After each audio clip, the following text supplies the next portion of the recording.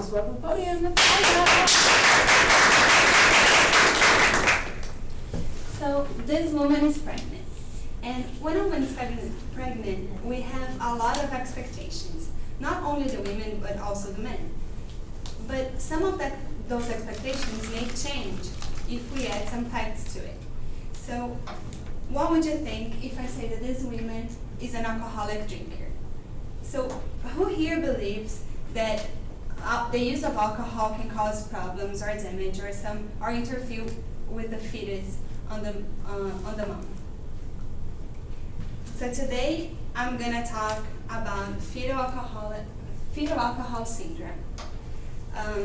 Considering that alcohol is a social habit, it's very important for women to be aware of this disease. And I am credible to talk about it because I did research about the topic.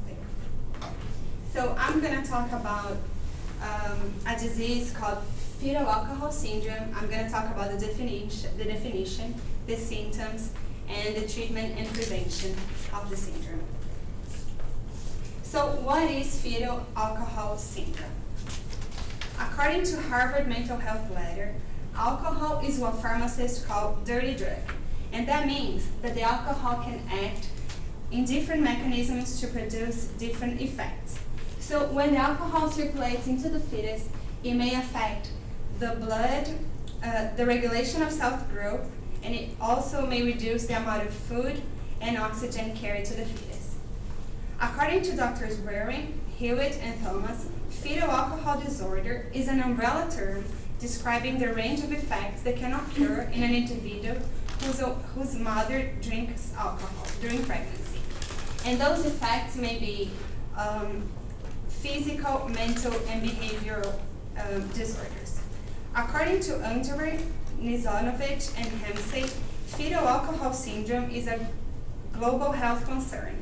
And worldwide, approximately 1 to 3 per 1,000 births may be diagnosed with fetal alcohol syndrome.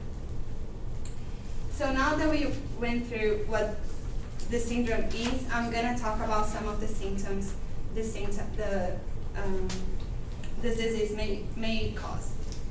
So, according to Harvard Mental Health Letter, children with severe fetal alcohol syndrome have a characteristic look. So they are going to have a low nasal bridge. They're also going to have a thin upper lip, and they're going to have a receding chin. So the chin is going to be inside.